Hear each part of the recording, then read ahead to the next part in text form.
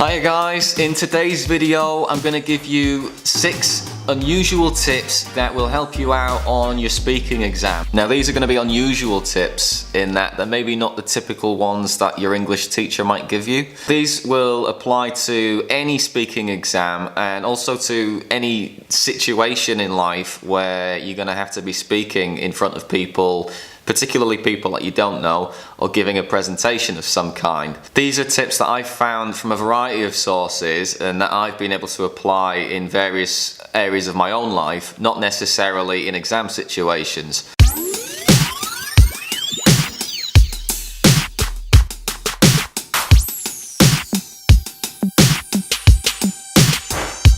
My first tip today is to give 7 deep breaths before you go into the exam room to begin speaking. You should inhale fully all the way, exhale fully, while paying close attention to your breaths. I think I learned this idea at first from public speaker Tracy, who's travelled across many countries and spoken in front of thousands of people. If you focus on your breathing, you're bringing the focus back on yourself and on internal factors that you can control. Whereas the external factors, many of them are going to be out of your control, and this is part of what makes you feel nervous. You know, factors like, I don't know what the examiner is going to be like, I don't know if I'm going to be able to remember everything. The result that we want to achieve here is that you go into the exam feeling calm and with a clear mind, and it also serves the purpose of flooding your brain with oxygen, which will help you to think in more clear terms. My second tip is positive self-talk. I've got really good vocabulary. Speaking to yourself in a positive voice. I always know what to say. I think this was another one that came from Tracy, but it originally comes from NLP, also known as neuro-linguistic programming. This is the idea that much in the same way that a programmer programs a computer by typing in commands, you can actually program your mind to behave in a certain way through the ways that you speak to yourself. If you speak to yourself in a negative voice, you will achieve a different result than if you speak to yourself in a positive voice. Let me give you an example. If 2 Olympic powerlifters of equal ability look at a set of heavy weights and one of the lifters says to themselves, I'm not sure if I can lift these weights, they look pretty heavy, and another powerlifter looks at the weights and says, you know what, I'm gonna really lift these weights. I can do this, I've got it, I've been training for this for months, I know what I'm doing. It's pretty obvious which of these 2 powerlifters is gonna have the better result, right? The one who's speaking to themselves in a positive voice. We'll take the same principle and apply it to your English speaking. A lot of the time when students come to me, they're telling themselves, I can't speak very good English, I don't have good vocabulary, I can never think of good ideas, I don't know what to say.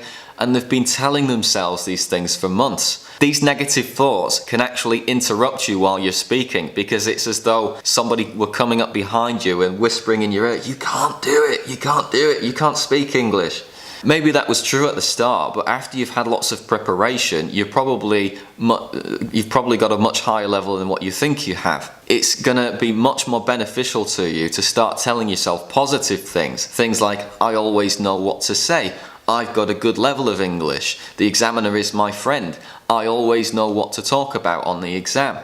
Whether or not it's actually true at the moment is completely irrelevant. What you're trying to do is to create the best conditions for you to achieve success, because if you keep telling yourself these things, eventually the success will arrive.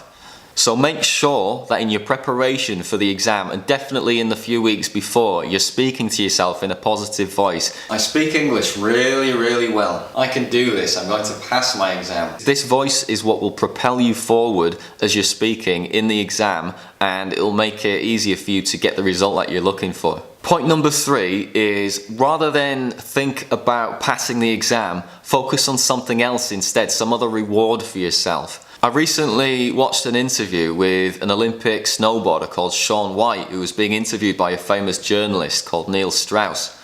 And the journalist asked him, what did you think about to motivate yourself to achieve the gold medal? And he said something along the lines of, well, to be honest, I tried not to think about it at all. What I did instead was I thought of this like ridiculous goal for myself, something that could help to relieve the stress so that I wouldn't have to think about all the pressures of training for a gold medal. He imagined that he would have the cover of Rolling Stone magazine and he would wear some ridiculous trousers that were covered with the American flag, the stars and stripes. He bought these pants, and every time he went out to train, he would imagine wearing these pants on the Rolling Stone cover. Funnily enough, he said that everything happened exactly as he'd imagined it. When he finally got the gold medal, he got a call from Rolling Stone magazine telling him to come in and do the cover of the magazine. And if you do a Google search, go and do a Google search now for Shaun White cover Rolling Stone. This cover, you'll see that he's on the cover of Rolling Stone wearing these ridiculous trousers. You could do exactly the same thing. You don't have to buy ridiculous trousers, although you probably should buy ridiculous trousers. Why not? You can set any goal for yourself as some kind of reward for passing your exam. This is going to be much more motivating and much less stressful than thinking about passing the exam. Think of the trip you're going to take. Think about moving to Canada, moving to Australia, whatever it is that you are going to achieve by passing the exam. Tip number 4 is to go for a walk before you enter the exam room or before you go in for the speaking test.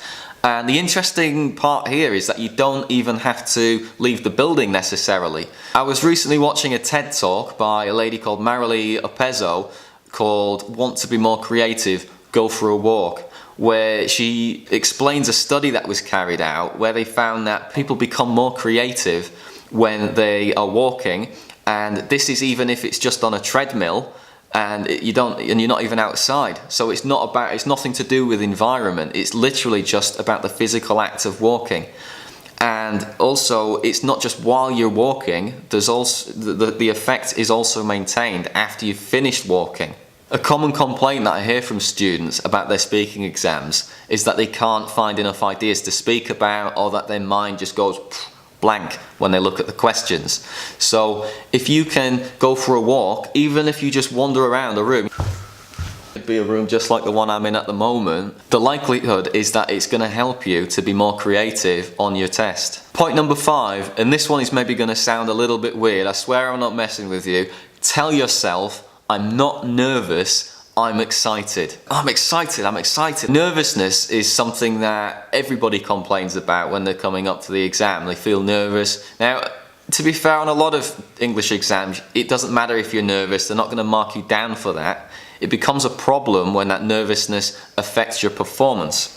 Well, a study was carried out, and this comes directly from Harvard Business School and a lady called Alison Wood-Brooks. Look it up, I'm going to put the links down in the description. They discovered that students who told themselves, I'm not nervous, I'm excited, gained better results on an exam when compared with a test group. The psychology behind this is something like, because nervousness and excitement feel the same within the body, if we tell ourselves that we are excited and not nervous, it actually makes us start preparing ourselves for something that we enjoy. Whereas nervousness affects our performance in a negative way because it makes us doubt ourselves. You might have heard of this process before being called reframing.